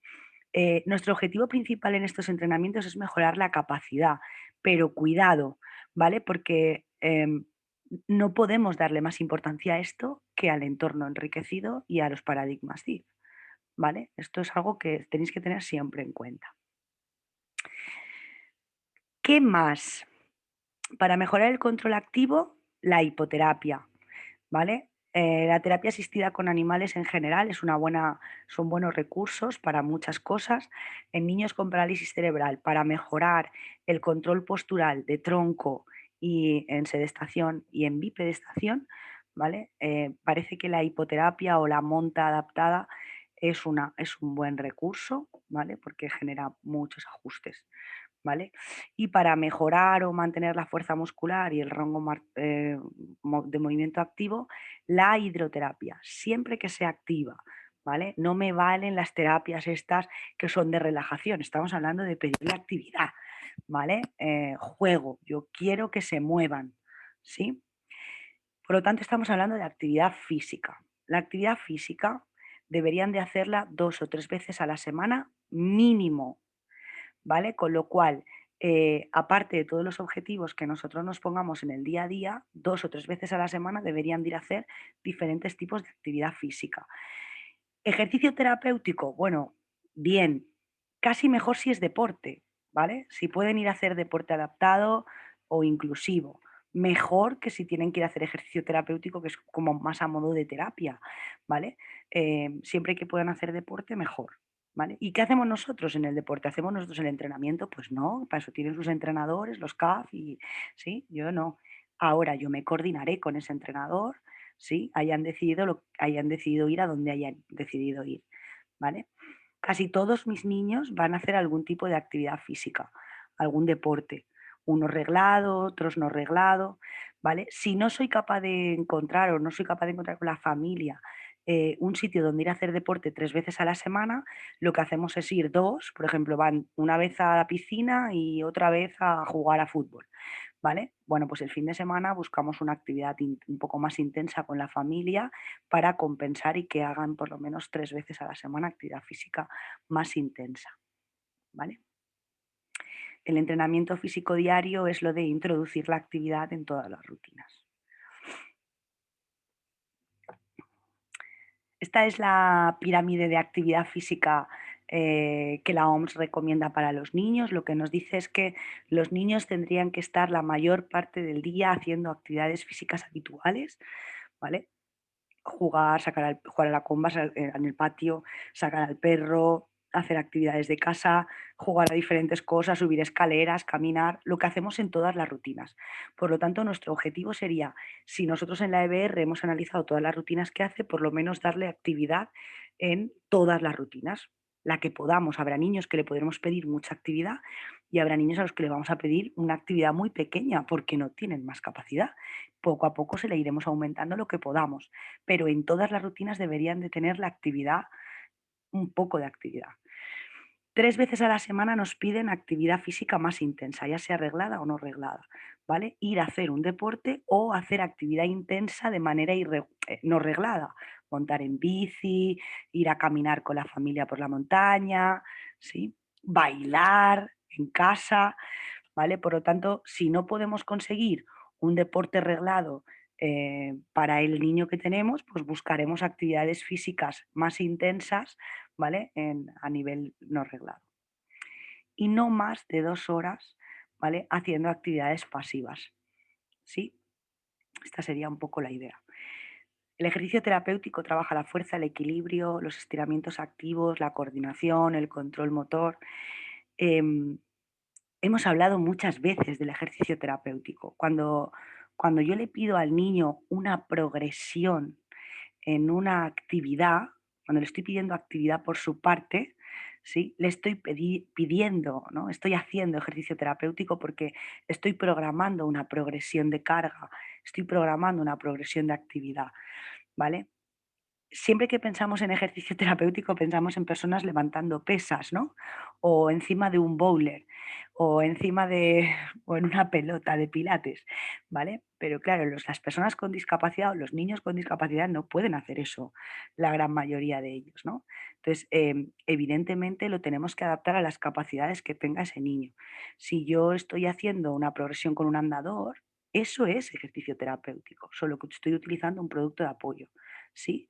Lo tengo que llevar a la máxima intensidad, tengo que controlar bien frecuencia cardíaca, frecuencia respiratoria, ir aumentando el tiempo, la distancia, la velocidad, poco a poco, ¿vale? Eso es un programa de ejercicio terapéutico progresivo en niños con discapacidad, ¿vale? La progresión de una bipedestación es ejercicio terapéutico. La progresión de los ajustes en una sedestación es ejercicio terapéutico, ¿vale? La cuestión es con qué objetivo me lo planteo. ¿Me lo planteo con un objetivo de actividad física o me lo planteo para conseguir la actividad de forma autónoma el día de mañana? Pues dependerá del pronóstico de cada niño, ¿vale? Si un niño no tiene capacidad o no va a tener pronóstico de ponerse de pie solo, yo lo pondré en un bipe, ¿vale? Para hacer ejercicio terapéutico. ¿Para qué? Pues para ganar fuerza, para hacer estiramientos activos y para mejorar el control motor selectivo del miembro superior, ¿vale? Imaginar. Y el equilibrio de tronco. Pero mi objetivo va a ser que algún día se mantenga de pie solo, no porque no puede, ¿vale? No lo va a hacer. Entonces, mi objetivo, ¿cuál es? Hacer actividad física progresiva, ¿sí? ¿Cómo? A través del ejercicio terapéutico progresivo. En otro niño, en un niño nivel 2 que sí conseguirá ponerse de pie solo y mantenerse de pie sin apoyo, ¿cuál es mi objetivo final? Yo voy a hacer ejercicio terapéutico para lo mismo, pero mi objetivo final será que se ponga de pie solo y se mantenga de pie solo, ¿vale? Pero lo que usamos, la estrategia que utilizamos es el ejercicio terapéutico, ¿sí? Podemos hacer actividad terapéutica en la comunidad, si es inclusivo mejor que si es adaptado, pero no siempre podemos encontrar sitios donde les dejen hacer deporte inclusivo, ¿vale? Muchas veces cuesta mucho. Pensar siempre que si tenéis que decidir dónde llevar al niño, cuanto menos parezca una terapia, mejor, porque cuanto más lúdico parezca para el niño, más fácil es que se mantenga en el tiempo. Los niños acaban hasta el pirri de tanta terapia. Y podemos incluir ejercicio terapéutico en todas las rutinas. Podemos incluir trabajo de fuerza, añadir lastres en en los tobillos, en las muñecas, ¿sí? Para que tenga que hacer cada vez más fuerza para levantar el brazo. No, es que tiene que ir a coger, yo qué sé, el estuche cuando está haciendo deporte. Bueno, pues si lleva unos lastres en las muñecas y yo le pongo el estuche alto, cada vez que tiene que ir a coger un lápiz y volver a dejarlo, pues está haciendo trabajo de fuerza, cada vez le pondré más fuerza, ¿vale? Más peso. También podemos ponerle materiales con peso, ¿sí? Yo puedo hacer que lo que tenga que levantar cada vez sea más peso. También le puedo pedir ejercicios de coordinación, actividades muy manuales, dobles tareas. Dobles tareas es cuando, por ejemplo, a un niño le pido que camine, que camine mientras habla. Es una doble tarea. Ejercicios de equilibrio, mini standing, ajustes posturales, productos para trabajar en las rutinas, control motor selectivo, adaptar una tarea o adaptar el material para que tenga que hacer un movimiento aislado de una articulación, estiramientos activos, ¿sí? Puedo utilizar un mini standing, puedo utilizar una tarea. Mirad, os voy a poner un ejemplo, ¿vale? Em, Imaginaros que nos encontramos con un niño nivel 1 de la gross motor, tiene buen control, bastante buen control motor, y yo quiero estirar el gemelo, ¿vale? Yo a un niño nivel 1 le puedo pedir que se ponga de cuclillas para estirar el gemelo y hacer un juego en el que tenga que ponerse de cuclillas, coger un objeto y llevarlo a otro sitio. Lo puedo incluir, por ejemplo, para poner la mesa a la hora de cenar. Sí, yo le pongo los cubiertos que tiene que poner de su mesa de plástico dentro de un baúl en el suelo, entonces se tiene que poner de cuclillas para cogerlo, ir a ponerlos a la mesa, volver a agacharse. Y estoy incluyendo estiramientos en excéntrico. Cuando él se levanta, está haciendo un estiramiento excéntrico. Pero claro, si me imaginaros que es un niño nivel 2. Un niño nivel 2 no va a hacer esto nunca él solo, pero lo puede hacer en un bipe, en un mini standing, perdón. Si este justo es muy alto, pero imaginaros que le pongo un mini standing por debajo de la rodilla, ¿sí? Y le hago jugar que baje de cuclillas a buscar el objeto. Solo tiene cerrado o limitado el movimiento de tobillo. La rodilla él lo puede flexionar, ¿vale? Porque es más bajo. Se puede poner de cuclillas para coger el objeto y ponerlo en otro sitio. Yo solo puedo incluir como parte de un juego por la noche o por la tarde. O para hacer los ejercicios, ¿no? Uy, se me han caído los rotus al suelo. Madre mía, entonces él se tiene que ir agachando, cogiéndolos todos y subiéndolos a la mesa para poder hacer los deberes, por ejemplo. ¿vale? Y cada vez que se levanta, lo hace. Es el mismo ejercicio utilizando un producto de apoyo o no, dependiendo de lo que necesitemos. Pero ese mismo ejercicio yo lo puedo hacer más difícil.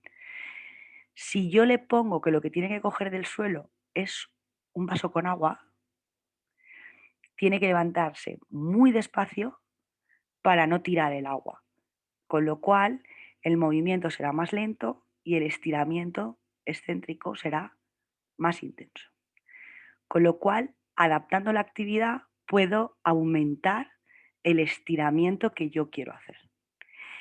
Este mismo ejercicio que hemos visto en el mini standing, si lo hago con un flexi standing, el niño no se puede poner de cuclillas, pero bajará con las rodillas extendidas. Me puede servir para estirar un isquiotibial, ¿vale? Si lo hago con un peso o lo hago con algo que tiene que levantar muy poco a poco, pues el estiramiento será todavía más intenso, ¿vale? A eso es a lo que me refiero. Nosotros podemos adaptar la actividad tanto como queramos para conseguir la estrategia que estamos pensando en nuestra cabeza a nivel clínico. Pero lo ideal es introducirlo dentro de una rutina que el niño pueda hacer de manera normal y que tenga sentido para él, porque tiene que ser un juego. ¿Sí? Para el entorno, manejo de conductas. El apoyo conductual positivo y las historias sociales son estrategias terapéuticas que suelen utilizar o los terapeutas ocupacionales o los psicólogos, que nos voy a explicar. El control postural para la movilidad en sedestación, ya lo hemos visto, ¿sí? Los asientos, las sillas adaptadas. Para comunicación, el entrenamiento de comunicación o los sistemas alternativos de comunicación aumentativos, ¿sí? Que son todos esos sistemas con los que el niño se va a comunicar de forma alternativa o aumentativa, que empezaremos a utilizar a partir del nivel 3 del sistema de clasificación de la función comunicativa. Para mejorar el entorno, los miembros superiores, acceso a ordenador y escritura alternativa, todas las tecnologías de asistencia, los productos de apoyo para el acceso al ordenador, las adaptaciones de un boli, ¿sí? Para los miembros inferiores, la movilidad sentado, todas las sillas a motor, ¿sí? Todos los productos que hemos visto para movernos por el mundo. Y para mejorar la densidad ósea y la integridad de la cadera, los programas de hiperestación. Así que siempre tenemos que pensar en todos los productos de apoyo que se os ocurran. Los productos de apoyo nos van a ayudar a controlar la postura, a mejorar la funcionalidad y la participación cuando el producto de apoyo lo usamos de forma activa y a promover un buen desarrollo para evitar alteraciones secundarias. Esto que veis aquí se llama GEAD, de cabeza, GEAD-POD, ¿vale? Y es un producto de apoyo para controlar la cabeza con la misma idea con la que ponemos un andador o ponemos, sí, descargar ligeramente el peso de lo que pesa la cabeza para que el niño pueda realizar movimientos activos con desgravando el peso de la cabeza. ¿Vale? Mirad, veis que puede girar hacia los lados, puede flexionarla y extenderla, ¿vale? Porque la cabeza le pesa menos, ¿sí? Y la mantiene en una mejor posición. ¿Sí? Eso es un headpod. Mirad, estos son niños niveles 5 los dos, ¿vale? Sin control cefálico, ¿vale? Y mirar la diferencia, ¿sí? Entre usar un headpod o no usarlo. ¿Veis? Mirar, esto es un asiento blando, ¿sí? Mullidito en ABD, ¿sí? Si le quita el headpod, veis que la cabeza cae, no tiene nada de control cefálico, ¿sí? Mirar qué esfuerzos hace para intentar levantar la cabeza y no puede, ¿sí? Solo viendo la cara de felicidad ya es un mundo. Y os quiero enseñar a la última niña porque a mí esta niña su cara lo dice todo, ¿sí? Es la niña con cero control, ¿sí? Y cuando le ponen el headpod, mirar, lleva la cabeza a la línea media y mirar qué cara. Está flipando en colores, ¿sí? Está diciendo, ¿pero esto qué es? Puedo mirar el mundo, ¿no? Puedo ver el mundo sin que la cabeza se me caiga y la puedo girar para los lados. Está flipada. Esta es una niña distónica, ¿sí? Esos movimientos que hace con la boca, ¿sí? Son muy marcados, ¿vale? El headpod es un producto de apoyo que inventaron unos españoles hace unos años para que los niños lo usaran en los coches, para que no fueran con el cuello torcido cuando van en las sillas de coche. Y, y nos lo encontramos de repente en una feria de productos infantiles, igual que el andador este anterior que os enseñé en el tema 6, este de colorines, ¿no? Que habían inventado para que los padres no fueran. Y de repente lo vimos y digo, ¿esto para qué es? ¿No? Íbamos un grupito así bastante grande de fisios de aquí de Valencia, y aquí hacen una feria una vez al año sobre productos de esos, ¿no? Y de repente viene una chica y dice, acabo de ver una cosa, venir, venir. Total, que fuimos, "Oye, ¿y esto para qué es? No, para que los niños no vayan caídos. ¿Para que los niños no vayan caídos? ¿Y te lo has planteado para los niños que tienen problemas motores y no pueden aguantar la cabeza?". Y el tío nos miró como diciendo, ¿de qué me estás hablando? ¿Mañana vas a volver? Sí, sí. Si traemos algún niño, ¿nos dejas probarlo? Total, que nos trajimos a 2 o 3 niños, de las que estábamos, pues yo traigo hablo con unos padres, venga, pues yo hablo con otros, tal. Y nos llevamos a 3 niños que necesitaban producto de apoyo y lo probamos, y el señor acabó llorando. Y dijo, porque claro, nos giramos y dijimos: "Es que no sabes lo que has inventado. O sea, tú no sabes lo que has inventado. No tienes ni puta idea de lo que has inventado". Porque no sé cómo no se nos ha ocurrido a nosotras, ¿no? Es como, mierda, joder, con lo fácil que es, ¿no? Y no se nos ha ocurrido. Y dijimos, no sé si funcionará para que los niños lo lleven en los coches. No ha funcionado. Pero para los niños con necesidades motóricas, no sabes lo que has hecho.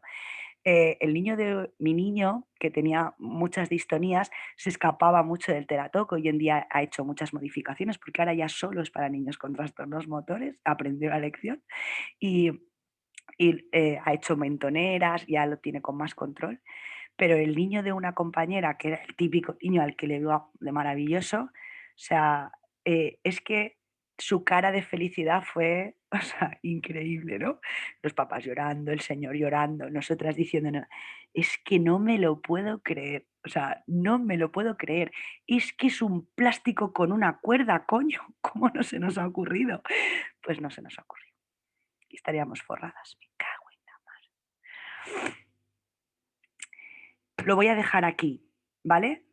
Porque en el siguiente vídeo os voy a hablar de los niños con disparesia y los niños con afectación homolateral, ¿vale? Con una hemiplegia, ¿vale? Para así dividirlo, porque este era el vídeo más largo, ¿ok?